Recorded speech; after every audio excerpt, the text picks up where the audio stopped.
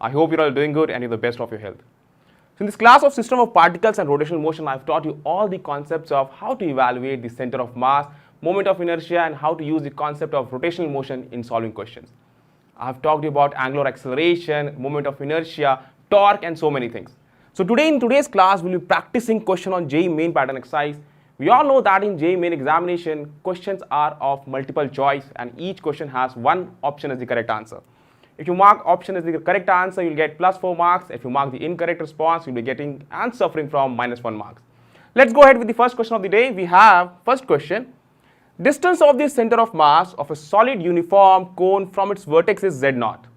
It's given that we have a solid cone and its center of mass is at a distance of Z0 from vertex. If the radius of its base is r and its height is h, then the Z0 is equal to. Now if you remember, in our class I have told you about the center of mass of a solid cone and even of a hollow cone. If you remember, if I draw a solid cone, how will it look like? And this is for all the students who have watched this class of solid cone, and we have derived its center of mass. If you remember, I told you about in the case of solid cone, the center of mass, if it lies here, it is a distance of, let's say the distance is x. This distance is related with the height as h by 4. If you remember, I have told you about if this is the height of the cone and this is the radius, we have for the right circular cone, the center of mass lies from the center of the bottom, that is circular part that you can see, it lies at a height of h by 4. If the total height is h, this will lie at a height of h. Already I have drawn here, it will lie at a height of h by 4. So now it's given in the question, if you read the first line, distance of center of mass of a solid uniform cone from its vertex is Z0. That is from its vertex. If you see, this is the vertex, this is the height, this is Z0. It lies at this distance. We have to find this value of Z0 in terms of height h. Let me show you clearly. You can see that Z0 will be equal to h minus h by 4. That will be equal to 3h by 4. Not too tough for us to understand. If you have watched the class, I told you all to remember all the data for the center of mass for each of the object that I have discussed. Now you see the option number A, 3h by 4. This question has been asked recently in one of the previous year JEE Main examination. So if you know the value, you need not to evaluate the entire derivation, you need not to do, and directly you can write the response and you will get the right answer. So without taking more time, let's go to the next question. And we have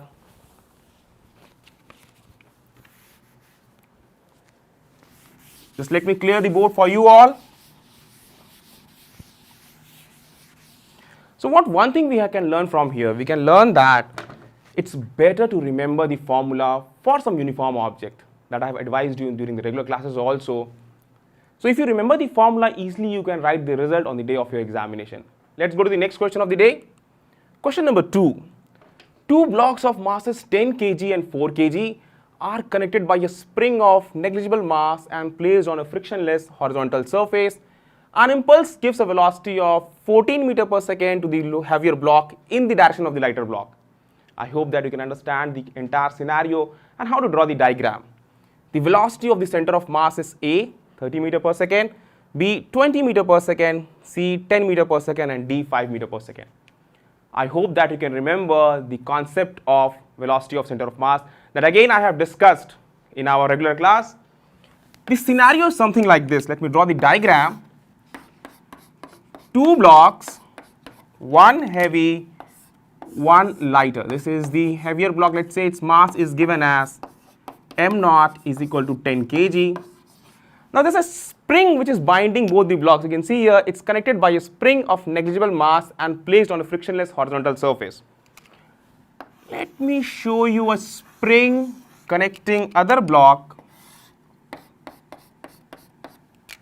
of mass 4 kg. Let's say this mass is given as, we have taken already as m0, let's take this as m dash. This value of m dash that we can take as 4 kg. Now if you remember, in our regular class I have taught you about the velocity of center of mass was given as m1 into v1 plus m2 into v2 divided by m1 plus m2. This is what we have taught. This is what we have learned. So here it will be m0 into v0. Let's say it is projected, it is initiated with a velocity v0. This body is at rest. It will not be having any velocity. Plus m dash, and let's say its velocity is v dash, which is equal to 0, divided by m0 plus m dash. That is what we have marked. Clearly you can see that m0 value, that is 10 kg, m dash is 4 kg. Now you read this statement. It says that with a velocity of 14 meter per second, frictionless horizontal surface, an impulse gives a velocity of 14 meter per second. That means the initial velocity of this block will be 14 meter per second. Use this value and put up here. You will get the velocity of center of mass. So if I put up the value, we are going to obtain m0 is 10 kg, its velocity 14, m dash is 4 kg, its velocity is 0, so need not to consider about it. And we have sum of masses 10 plus 4. 14 into 10 will give you 140, and with proper SI units we have kept all the values. 10 plus 4, 14. 140 divided by 14 is equal to 10 meter per second. So simple. If you remember how to find out the velocity of center of mass, you can clearly and very easily do such kind of question. Again, this question has been asked in one of the previous year examination. You can see that how easy a question comes in your JEE Main examination and how easily you can score by marking correct answers of such questions. Here we have used the concept of velocity of center of mass. I believe that it's clear to everyone. Let's proceed to the next question. Question number 3. This one is quite good question. From a solid sphere of mass capital M and radius capital R, a cube of maximum volume V, maximum volume is cut. That is what is given. Moment of inertia of cube. Don't worry about this statement. Moment of inertia of cube about an axis passing through its center and perpendicular to one of its faces is option number A, mr square by 32 root 2 pi, B, 4mr square by 9 root 3 pi, C, mr square by 16 root 2 pi, and D, 4mr square by 3 root 3 pi. Now you all know only about the moment of inertia of a cube, about an axis passing perpendicular through one of its faces and passing through the center of mass of the cube. But here the scenario is different. It is said that the cube is cut from a solid sphere. From a solid sphere of mass capital M and radius R, a cube of maximum possible volume is cut. Let me show you the sphere. And simple mathematics will help us to solve such kind of question. You can see that this is a sphere. We are going to cut a cube out of it of maximum volume. So if I draw the cube, it will look something like this. Although the three-dimensional view of it will be difficult for me to depict here, but I believe that you all can clearly understand and imagine it. Now see here, if you see let us say the cube edge length is given as A. Let's say the radius of the sphere that is given as capital R. So radius of the sphere I am marking separately, that's given as capital R. One thing you can understand, a cube of maximum volume is actually cut out from it. That means the diagonal, if I draw the diagonal of it, and let me say this diagonal is D. That's very simple. First of all, we need to relate this diagonal with the radius. This diagonal D will be equal to twice of radius of the sphere of which it is a part. Now, can we say what will the value of this diagonal? If I take out this cube and draw its three-dimensional figure, it will be somewhat like this. I hope that now you can understand stepwise how to proceed with such kind of question. Just a minute. Let me show you the three-dimensional view. How will it look like? And you can actually estimate the value of its diagonal in terms of its edge length. Edge length we have taken as A. So if I show you the edge length, that is A, Now you see the diagonal length of its face, if I mark it as B, this is the diagonal length, if I mark it as B, clearly we can say that B will be equal to root 2 times of A. I am not going into the depth detail of this. You can applying simple mathematics, you can evaluate it. Now you see B we have evaluated. You see that this length will be also of length A. Now if you draw the largest diagonal that is possible in this cube, that will be somewhere from this end and you need to connect it to the other end. This is one length, this is one length. This length is B, that is root 2A. This length is A and this is the diagonal length that we have considered, that is equal to D. We have taken, clearly you can see that this will make a right angle triangle and you can apply the Pythagoras theorem. You can say that D square will be equal to B square plus A square. From here, B square will be 2A square plus A square, will get 3A square. So diagonal will come out to be root 3 times of A. First thing we are clear about the diagonal. Now clearly you can relate the D equals to 2R relation, you can relate and you can write it as root 3A equals to 2R. So I am rubbing this part. I believe that you would have taken note of this. I have showed you how to reach to here. So D is equal to root 3A. Root 3A equals to 2R. From here, therefore, A is equal to 2R by root 3. Although I have shown its entire derivation, people who are good in mathematics, and already you will be having a mathematical subject, if you know how to relate the diagonal with the edge length, you can directly reach to here with this formula, A equals to 2R by root 3. Next thing you see that we have to find out the moment of inertia of this cube that we are interested in. For moment of inertia of the cube, first of all, I should have its mass. We have the length of its edge in terms of radius, that is what has been provided. Now you see, mass of cube, let's say that is m dash. M dash will be equal to total mass upon volume of the sphere that we are talking about, because this cube is taken out of the sphere.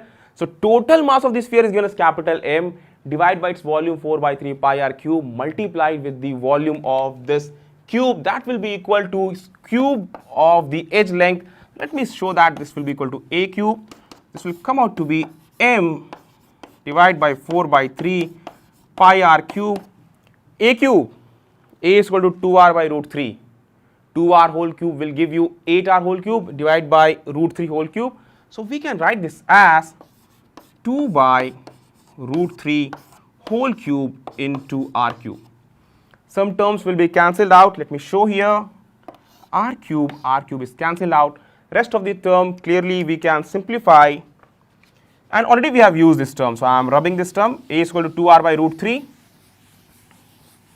So now we have the mass m dash of the cube that we have taken, that is equal to, this 3 will move up, that will be equal to 3m upon 4 pi, 3m upon 4 pi, 2 cube, that will be 8, divided by root 3 cube will give you 3 root 3.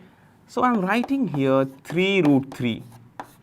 Clearly you can see that this 3 and this 3 will be cancelled out, this will go 2 times. You will be having 2m by root 3 pi. 2m by root 3 pi you will be left with, this will be the value of m dash in terms of total mass of the sphere. Now if you remember the formula for moment of inertia of a cube about an axis passing through its center and perpendicular to one of its face, that is equal to 1 by 6 ma square. So here we will be using the moment of inertia formula. Moment of inertia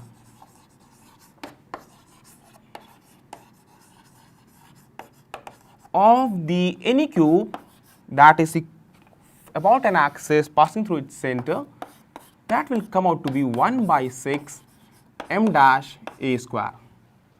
Simply apply this, and we need not to do actually why moment of inertia is 1 by 6 ma square. That you need to remember for a cube, for an axis passing through its center of mass and perpendicular to one of its face, this is the value.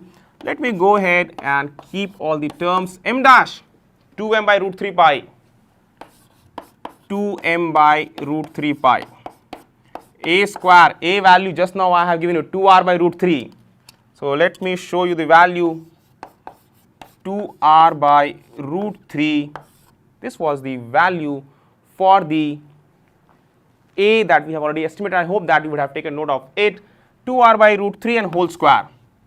Now you can go ahead, proceed from here and simply simplify this. So we will be having, after simplifying this, you see that this 2 will cancel out, this will go 3 times. So m divided by 3 root 3 pi, and then you will be left with 2 square will give you 4r square, 4r square divided by root 3 whole square, that will give you 3. So we got here. Now clearly you can see that the moment of inertia will turn out to be 4m r square divided by 3 into 3, 9 root 3 pi. 4m r square divided by 9 root 3 pi. This is the moment of inertia. Let's check with the given options. We are having 4m r square by 9 root 3 pi, that is the option number B. You can clearly check 4m r square by 9 root 3 pi, that is option number B is the right answer. Here I have shown you, elaborated each of this step. On the day of your examination, you will not be having this much time to show each of this step. What you do, you have to remember some basic things. You should remember how to relate the diagonal length with the edge length. That smartly you have to go ahead. Then again you have to relate edge length with the radius of the sphere. Then only you can quickly answer this without taking more time on such kind of question. Then again, the third thing, that is very important thing you need to remember, as regularly I have advised you, try to remember the moment of inertia formula for each of the uniform bodies that we have discussed in the class. We have discussed entire many kinds of objects that possible we have done in the class. So from there you can collect the value of moment of inertia, its formula, and you can keep on directly the values, variables, and then you can get the right answer, that is 4m square by 9 root 3 pi. So I hope that this would prove helpful for you all in your preparation to understand what kind of questions do appear in your examination. JEE examination, it's not one of the simplest examination and neither too tough also. With regular practice, accuracy will automatically come to you and you'll also have speed in your answering question. Let's go to the next question. Question number 4. A mass m supported by a massless string wound around a uniform hollow cylinder. You can see that we have mass m, we have a cylinder, this is actually wound around it.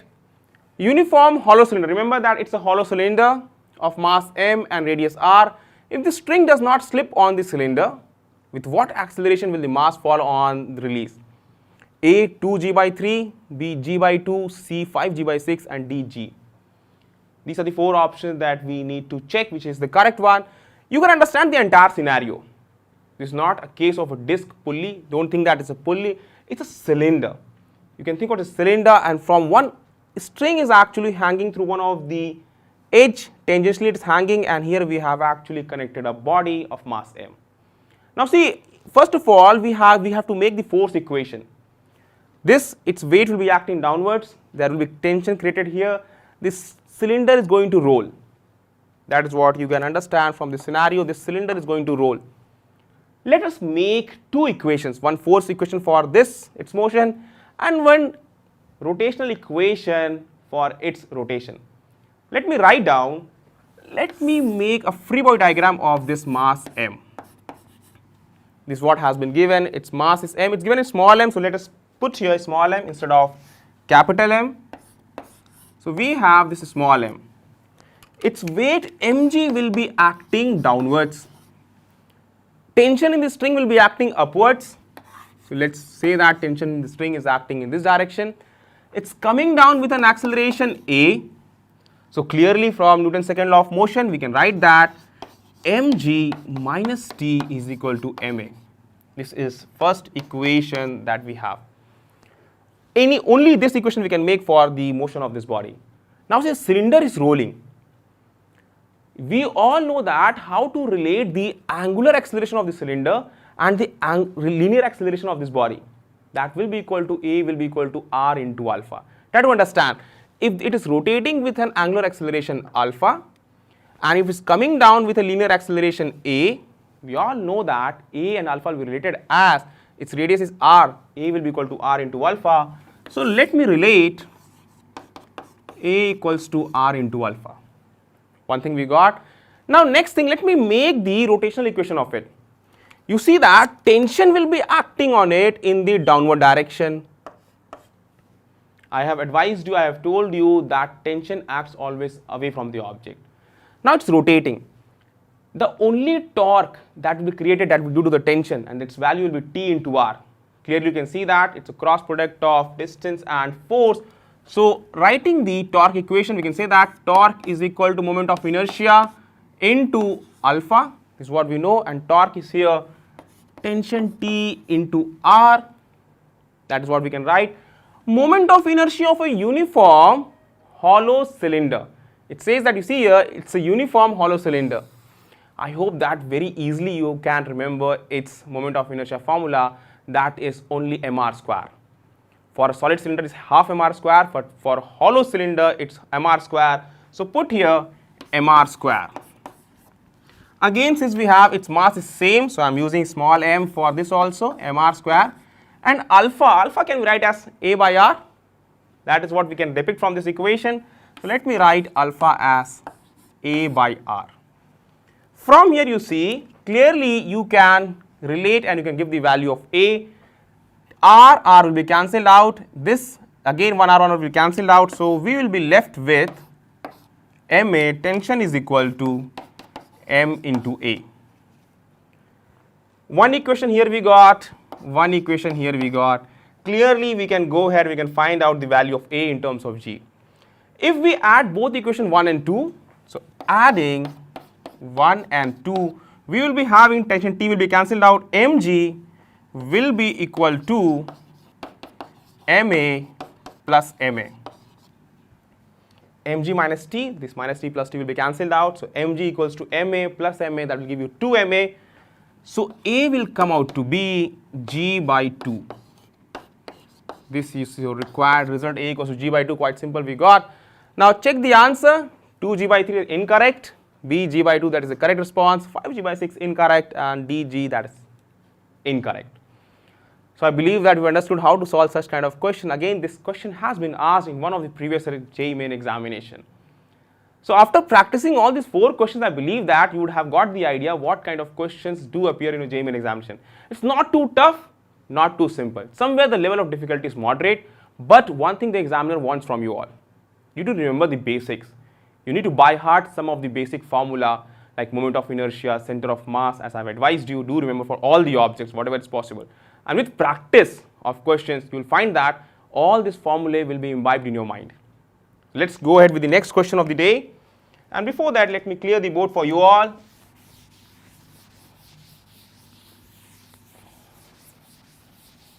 I believe that it's clear to you all about all these questions that we are discussing. It's very interesting to actually apply all our understandings that we have learned in our regular classes. Let's go ahead with the next question of the day. 5th one.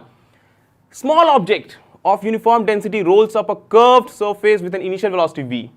Small object, you can see that it's a curved surface. Its velocity is v here. It reaches up to a maximum height of 3v square by 4g. So it's given that it reaches up to a maximum height of 3v square by 4g. What does this statement mean? We'll discuss that later on. With respect to the initial position, the object is A ring, B solid sphere, C hollow sphere, and D disk. Now in a regular class, if you remember what a normal student will actually make an idea from it and how he will try to connect it. I have told you about the actually motion of rolling motion for various kinds of object through an inclined plane. For a ring, for a disk, for a hollow sphere, for a solid sphere, for a hollow cylinder, for a solid cylinder, so many objects. Then I told you, if you know the final velocity with which it is reaching at the bottom, I have given the formula that will help you in knowing what kind of object it is by knowing the moment of inertia of the object. For each of the object, moment of inertia is different. And if you know the velocity with which it reaches down the incline, we can find out what kind of body it is. Next thing, but the scenario is here different. It's rolling, it's moving at the topmost point. So what we can say, if its velocity is v here, if it reaches the topmost point, its velocity will become 0. The maximum height that it has traversed, that is given as h is equal to 3v square by 4g. I believe that is what has been given, 3v square by 4g. You can see that maximum height. So what we can apply? It was rolling. That means it will be having two kinds of energy. One, the linear kinetic energy, the other one due to its rotation, rotational kinetic energy. So let me go ahead and let me write its total kinetic energy initial will be equal to sum of kinetic energy at the topmost point and its potential energy at the topmost point. Now at topmost point, the velocity becomes 0. That means the only energy that the body will be possessing, that will be due to its height, that will be equal to mg into h, and h you have to apply this. We have to find the kind of object. If by any means we come to know the moment of inertia in terms of its mass and radius, we can actually say that what kind of object it is. Let's go ahead. Since no external agent applies any force, only internal conservative forces are acting. The gravitational attraction acting downward, that is acting. No external agent is doing any work. There is no friction. It says that the surface is frictionless. That means there will be no work done by the friction. Since no external agent applies any force, so we can write that total mechanical energy will be conserved. Total mechanical energy will be conserved. Hence, total mechanical energy initial will be equal to total mechanical energy final. This is what we can write. Now you see here the body is having two kinds of kinetic energy, due to rotation and one due to its velocity. So we can write it as half mv square, if its mass is m, half mv square plus due to its rotation half I omega square is equal to total mechanical final. Again at the topmost point there will be no kinetic energy. We are assuming that potential energy to be here to be 0. Let's go ahead and potentially let's mark it as mg into height. So we will be having mg and into height, that is 3v square by 4g. People who are not getting in one go, you may mark here mgh and then you may later on you may write it as 3v square by 4g. Now you see m, and here we are trying to find out the value of I. Now omega can be written as v by r, that is what we know. So we can write in very simple form. If I multiply 2 everywhere, we will be obtaining mv square plus I. Omega can be written as v by r, so this will come out to be v square by r square is equal to, you see a g and g will be cancelled out. We will be left with 3 by 4 and here we will be left with mv square. I v square by r square, mv square, and here we are having 3 by 4 mv square. So clearly we can cancel out this v square term everywhere. Now you see here, we can easily now find out the value of I. It will be equal to I by r square. I by r square will turn out to be 3 by 4 m, and here we will be having, you see here we have written 1 by 2 mv square plus 1 by 2 I omega square is equal to mg into height. What is this, what we have depicted? So what you do, take note till here. Let me start at the other end. We have to wipe the board. Let's start at the other end. Okay, I believe that you have taken note of this and I hope that you have got that. We have not multiplied 2 here. So let me multiply 2 here, and after multiplying we will be left, because I have multiplied everywhere 2, we have left 2 here, so this will come out to be 3 by 2 m. This is what we will be left with. Now finally I by r square will come out to be 3 by 2 m minus m will be m by 2. So this will be equal to 3 by 2 m minus m is equal to m by 2. This is I by r square. So I comes out to be mr square by 2. We got the moment of inertia in terms of its mass and radius, half mr square. If the object has mass m and its radius is r, we have got its moment of inertia as half mr square. For ring, we know that's mr square. For disk, it is half mr square, we know that. Now solid sphere, I hope that you are remembering it, that's not half mr square. For hollow sphere, again that's not half mr square. Ring, that is not half mr square. Only disk has moment of inertia half mr square. So clearly the body will be a disk and neither of all these objects, ring, solid sphere and hollow sphere. I hope that you have understood how to solve such kind of question. Again, my advice to you all, with regular practice, you'll find that easily and conveniently you will get into practice of solving it with accuracy and you will gain speed so that you can save on time. You will be having less time to solve each of the question on the day of your examination. 1 hour, 30 questions in physics in the JEE Main examination. That requires 2 minutes in each question. So try to remember some things that will be very much useful on the day of your examination. So these were all the first 5 questions that we have discussed in this class. These were previous year questions. I'll be discussing some more good questions in the next class based upon JEE Main pattern exercise, the same chapter, system of particles and rotational motion. Till the time, thank you everyone. Thank you for joining me. I'll meet you all in the next class.